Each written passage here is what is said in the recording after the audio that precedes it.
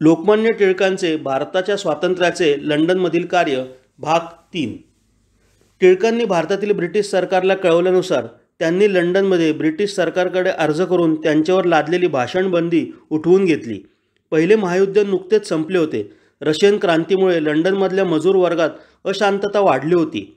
आयर्लंडमधील अशांतता ही कळसाला पोहोचली होती. पॅरिसमध्येही तहाच्या वाटाघाटी चालल्या होत्या. ब्रिटिश आणि फ्रेंच वसाहतींच्या देशांतून लोकशाही आणि स्वयंनिर्णय यांच्या मागण्या जोर धरत होत्या. युद्धोत्तर परिवर्तनाचा असा तो काळ होता. इंग्लंडमध्ये त्यावेळी हुजूर पक्ष आणि उदारमतवादी असे दोन मुख्य राजकीय पक्ष होते. तिसऱ्या मजूर पक्षाचे अस्तित्व अगदीच नगण्य होते. हुजूर आणि उदारमतवादी ही उच्चवर्णीय माणसं होती. त्यांना जनता लवकरच कंटाळेल आणि तेव्हा ज्याला जवळपास काहीच अस्तित्व नव्हते तो मजूर पक्षच सत्तेवर येईल आणि तोच भारताला स्वातंत्र्य देईल हे भाकीत टिळकांनी कित्येक वर्ष आधीच करून ठेवले होते. मजूर पक्षाचे पुढारी भारतात आल्यावर कोणी त्यांची दखल घेतली नव्हती, पण टिळकांनी मात्र त्यांचं स्वागत केलं. त्यांना भारतातील महत्त्वाची ठिकाणं दाखवण्याची व्यवस्था केली. त्यांच्याशी बोलणी देखील केली होती. आणि आता या मजूर पक्षाच्या पुढाऱ्यांनीच टिळकांना सर्वसामान्य जनतेत व मजूर वर्गात लोकप्रिय करून टाकलं होतं. जेव्हा टिळक सभेला जात तेव्हा त्या सभांना तुफान गर्दी असे. मजूर पक्षाचे एक पुढारी रॅमसे मॅकडोनल्ड एका सभेत म्हणाले, सुदैवाने टिळक आमच्याबरोबर इथे आहेत. मी खात्रीने सांगतो की हिंदुस्थानी लोकांच्या तक्रारी आणि ते भोगत असलेले हाल यांचे टिळक हे मूर्तिमंत प्रतीक आहेत. त्याचप्रमाणे हिंदुस्थानात आजकाल जो प्रतिकार दृष्टोत्पत्तीस येत आहे त्याची प्रत्यक्ष मूर्ती म्हणजे लोकमान्य टिळक आहेत. हिंदी लोकांनी स्वराज्य मिळवण्यासाठी जो झगडा चालवला आहे त्याला तुमचे पाठबळ असावे आणि मदत व्हावी अशी विनंती तुम्हाला करण्यासाठी ते इथे स्वतः आले आहेत.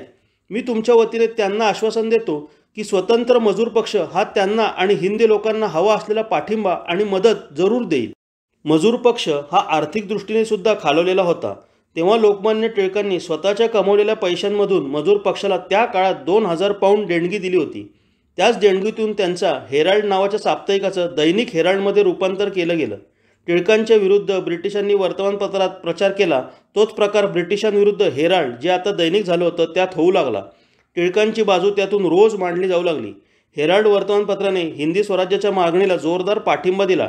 टिळकांचे लेख छापले. इतकेच नाही तर मजूर पक्षाच्या सभांमधून त्यांची भाषणं देखील ठेवली.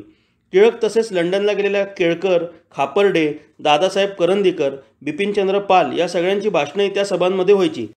त्यांचे सर्व तपशीलवार रिपोर्ट व जनमत याविषयी इतर वर्तमानपत्रात बातम्या येतच असत. त्यामुळे टिळक काय म्हणाले आणि त्यांचे सहकारी काय म्हणाले हेही ब्रिटिश जनतेला समजत असे. टिळक इंग्लंडमध्ये येण्याआधीपासूनच सरकारने टिळकांची वर्तमानपत्रातून बदनामी करणं चालू ठेवलं होतं. पण नंतर कित्येक महिने टिळकांनी आमचं म्हणणं काय याची प्रसिद्धी करणं चालू ठेवलं. त्यानंतर हिंदुस्थानचं म्हणणं काय आहे याविषयी सोप्या भाषेत एक पत्रक प्रसिद्ध केलं आणि त्या पत्रकाच्या अक्षरशः लाखो प्रती संपूर्ण इंग्लंडमध्ये आणि आजूबाजूच्या सगळ्या देशांमध्ये वाटल्या गेल्या. भारताचं म्हणणं काय आहे? ब्रिटिशांची हत्या करावी हे भारताचं म्हणणं नाही, पण आता भारताला स्वयंनिर्णयाचा हक्क असला पाहिजे. आम्ही भारतीय स्वतःचे राज्य चालवण्याइतके सक्षम झालो आहोत. आता तुमची मदत पुरे झाली. आम्ही ब्रिटिश कॉमनवेल्थचे एक सदस्य होऊ इच्छितो. म्हणजे त्यांना एकदम सोडूनही नाही दिलं. अरे तुमच्याबरोबर आम्ही राहणार आहोत पण स्वतंत्रपणे असं त्यांनी जाहीर केलं. याविरुद्ध ब्रिटिशांना काही बोलता येईना. आम्हाला तुम्ही नको आहात असं भारतीय म्हणत नाहीत. आम्हाला तुम्ही हवे आहात. आम्ही ब्रिटिश कॉमनवेल्थमध्ये येणार आहोत पण स्वतंत्र राष्ट्र म्हणून. थोडक्यात म्हणजे आम्हाला स्वतंत्र करा मग आम्ही तुमचं बघून घेऊ असा त्याचा खरा अर्थ होता. याच काळात लंडन येथे ॲडल्फी टेरेस इमारतीत होमरूल लीगचं मुख्य केंद्र स्थापन केलं गेलं. त्यानंतर इंडिया बिल, होमरूलची मागणी यासाठी पुस्तकं आणि प्रसिद्ध पत्रकं यांचा सपाटा लावला गेला. त्याचबरोबर जगभरातील मोठ्या आणि वजनदार लोकांना आपलं नक्की म्हणणं काय ते कळावं म्हणून हिंदुस्थानला ताबडतोब स्वराज्य मिळण्याचा हक्क आहे असं आग्रहपूर्वक मांडलेलं बुकलेट्स तयार केलं गेलं आणि त्याच्या लाखो प्रती वाटल्या गेल्या. त्याचा खूपच परिणाम झाला.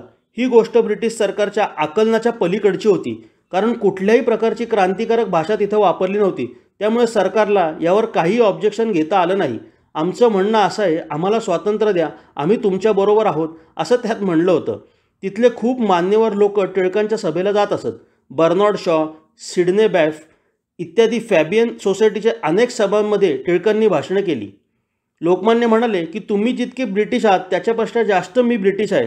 तुम्ही जसे स्वातंत्र्याचे भोगते आहात तसा मीही स्वातंत्र्याचा भोगता आहे. जगामध्ये जिथे जिथे जुलूम चालला आहे त्याच्या विरुद्ध उभं राहण्याची तुमची जशी वृत्ती आहे तशीच माझीही वृत्ती आहे. जिथे जिथे जुलूम झाला तिथे त्याविरुद्ध उभे राहण्याची ब्रिटिश लोकांची प्रवृत्ती आहे.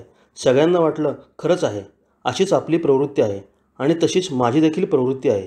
मी तुमच्यासारखाच आहे असं ते ठासून सांगत असत. असे बुद्धिचातुर्याचे अनेक प्रकार लोकमान्यांनी इंग्लंडमध्ये केले. त्यावर जस्टिस वर्तमानपत्राचे संपादक हाइडमन यांनी असं लिहिलंय, आपला राजकीय पवित्रा ठरवण्याचा हिंदुस्थानला हक्क असला पाहिजे.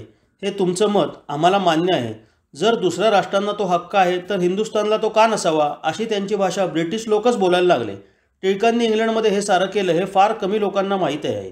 लोकमान्य तिकडे गेले आणि चिरोल विरुद्धचा खटला हारले एवढंच फक्त माहिती आहे. ब्रिटन आणि इंडिया या सोसायटीच्या जोसेफाईन रॅन्सम नावाच्या एक बाई होत्या. त्यांनी म्हटलं की तुम्ही प्रसिद्ध केलेलं सेल्फ डिटर्मिनेशन ऑफ इंडिया हे पत्रक वजा बुकलेट हा उत्कृष्ट प्रसिद्धी पत्रकाचा एक उत्तम नमुना आहे. त्यातील प्रतिपादन आणि मांडणी मला फार आवडली. खरोखर तो एक परिणामकारक लेख आहे. या बुकलेटच्या प्रती वाटण्याचा आमचा इरादा आहे, त्यामुळे मला सुरुवातीला 2000 प्रती द्या. अशा रीतीने ब्रिटिश लोकच ती पत्रके वाटायला सुरुवात करीत. लोकमान्य टिळकांनी एका जाहीर सभेत सांगितलं, स्वयंनिर्णय आणि लोकशाही या तत्वांचा मित्रराष्ट्रे जगभर प्रचार करत आहेत, तर ब्रिटनने आपल्या साम्राज्यामध्येच प्रथम या तत्वांचा उपयोग करून दाखवावा. सगळ्या जगभर तुम्ही या गोष्टींचा प्रचार करत आहात, मग तुमच्याच साम्राज्यामध्ये तुम्ही प्रयोग करून बघा की. स्वयंनिर्णय घेऊन टाका. जगात कोणत्याही स्वरूपात चालत असलेल्या जुलमांच्या विरुद्ध मी आहे हे मी मान्य करतो. मला अशी आशा आहे की सुविचारी ब्रिटिश जनता आणि ब्रिटिश लोकशाही माझ्याबरोबर असेल.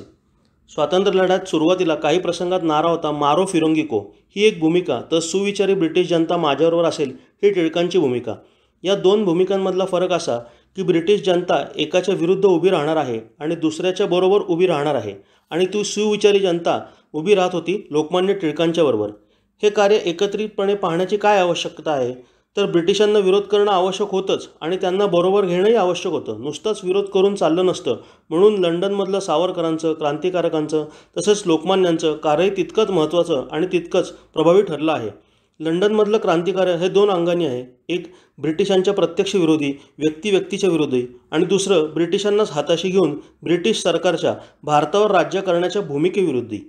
म्हणजेच ब्रिटिश सरकारच्या विरोधी नाही, तर त्यांनी आमच्यावर राज्य करणे या भूमिकेविरुद्ध. मोठा राजकीय लढा लोकमान्य टिळकांनी अनेक प्रकारांनी दिला, पण दुर्दैवाने तो समाजाच्या समोर फारसा आलेला नाही. दुसरी गोष्ट अशी की लंडन वास्तव्यामध्ये कितीतरी ब्रिटिशर्स लोकमान्य टिळकांचे मोठे मित्र झाले होते. याचं मुख्य कारण the Arctic home in the Vedas या पुस्तकामुळे हा माणूस संशोधन प्रवृत्तीचा आहे, मोठा गणिती आहे हे त्यांच्या लक्षात आलं होतं. अशा माणसाला त्यांच्या संशोधनाला आम्ही प्रतिवाद नाही करू शकत, अशी त्यांची भूमिका होती. असा त्यावेळी पाश्चात्य जनतेवर विद्वानांचा अर्थात टिळकांचाही फार मोठा प्रभाव होता. इतकंच नव्हे तर टिळकांना पहिल्यांदा अटक करून तुरुंगात डांबलं गेलं त्यावेळी तिथल्या विद्वानांनी या माणसाला त्रास होणार नाही अशी तुम्ही काळजी घ्या, त्यांना शक्यतो सोडूनच द्या, अशा प्रकारचे अर्ज राणीकडे केले होते. पण तो एक वेगळा इतिहास आहे. लंडनमध्ये लोकमान्य टिळक मैदावेल या भागात 10 होली प्लेस या ठिकाणी राहत होते. हे घर त्यांच्यासाठी जोसेफ बाप्तिस्ता आणि मॅनेजेस सीतारामन यांनी भाड्याने घेऊन ठेवलं होतं. या घराला लंडनमध्ये हिंदी लोक 10 इंडियन डाउनिंग प्लेस असं म्हणायचे. त्याचं कारण ब्रिटिश पंतप्रधानांचं घर असतं 10 डाउनिंग स्ट्रीट येथे. मॅकनल्टी नावाचे आयरिश गृहस्थ आणि त्यांची पत्नी व मुलगी शीला हे लोकमान्य टिळकांची त्या घरात काळजी घेत असत. लोकमान्य टिळकांनी भारतीय पद्धतीचा स्वयंपाक या तिघांना शिकवला होता. टिळक कढी व इतर पदार्थ उत्तम करायचे. टिळकांचा हिंदुस्थान आणि त्यांचे आयर्लंड हे दोन्ही त्यावेळी पारतंत्र्यात असल्याने त्यांची मनं जुळलेली होती. मॅकनल्टी कुटुंब टिळकांकडून बरेचसे पदार्थ करायला शिकले होते.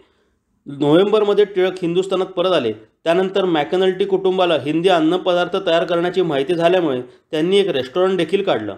व्हॅलेंटाईन चिरोल याला चमचमीत हिंदी पदार्थ खाण्याची आवड होती. तो अशा प्रकारच्या जागा शोधत असे.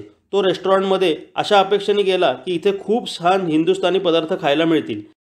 तिथे एक पाटी लावली होती, under the blessings of Lokmanya Tilak, the father of Indian unrest. तो संतापून लाल झाला, कारण टिळकांची बदनामी करण्यासाठी त्याने जे शब्द वापरले होते, फादर ऑफ इंडियन अनरेस्ट, ते शब्द बिरुदासारखे त्या बोर्डावर वापरले होते. त्याने तेथील नोकराला सांगितलं की ती पाटी काढून टाक. त्यावर तो म्हणाला, साहेब हा स्वतंत्र देश आहे, मी पाटी काढू शकत नाही. व्हॅलेंटाईन चिरोलने तो खटला कोर्टात जरी जिंकला असला तरी सार्वजनिक जीवनामध्ये तिथल्या लोकांनी त्याचा पराभव करून टाकला.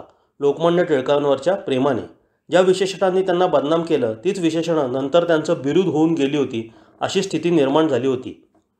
टिळकांचं लंडनमधील क्रांतिकार्य हा एक विशेष भाग आहे. त्या काळात त्यांनी लंडनमध्ये ब्रिटिशांच्याबरोबर हातात हात घालून काम केलं. वॉलेस नावाचे लेखक तर 1-1.5 महिना नोकरीतून रजा घेऊन भारताला स्वातंत्र्य देणं का आवश्यक आहे याचाच प्रचार करत फिरत होते. ते एका वर्तमानपत्रात स्तंभलेखन करीत असत. इतका मोठा माणूस लोकमान्य टिळकांसाठी काम करत होता. एक दृष्टांत देताना ज्ञानेश्वर महाराजांनी म्हटलं आहे, सिंहाच्या नाकामधला केस उपटून आणा आणि नागाच्या डोक्यावरचा मणी काढा आणि तो त्या केसात ओवून घालून गळ्यात घाला. हे जसं कठीण आहे तसंच काम लोकमान्यांनी लंडनमध्ये केलं, भारतीय स्वातंत्र्याचा लढा चालू ठेवण्यासाठी, तो पुढे नेण्यासाठी. याचे 2 अँगल्स आहेत, एक लोकमान्य टिळकांचा आणि एक स्वातंत्र्यवीर सावरकरांचा. हे आम्हाला फार भूषणात्मक आहेत, कारण ही दोन्ही मराठी माणसं आहेत. त्यांनी काय केलं हे आम्हाला थोडं माहिती असलं पाहिजे, नाहीतर ते मराठी होते आणि आम्ही मराठी आहोत एवढंच होईल. ही माणसं आम्हाला भूषावं का आहेत हे जाणून घेणं, ते नीट माहिती असणं आवश्यक आहे आणि मग त्यांचा अभिमान असणं अतिशय महत्त्वाचं पण आहे. 1 ऑगस्ट 1920 रोजी या थोर महात्म्याने आपले जीवन मातृभूमीच्या चरणी समर्पित केलं. त्यांच्या या कार्यापासून आपण काही प्रेरणा घेऊन देशकार्यासाठी काहीतरी करण्याचा संकल्प केला तर ती त्यांना खरी श्रद्धांजली ठरेल. हरिओम.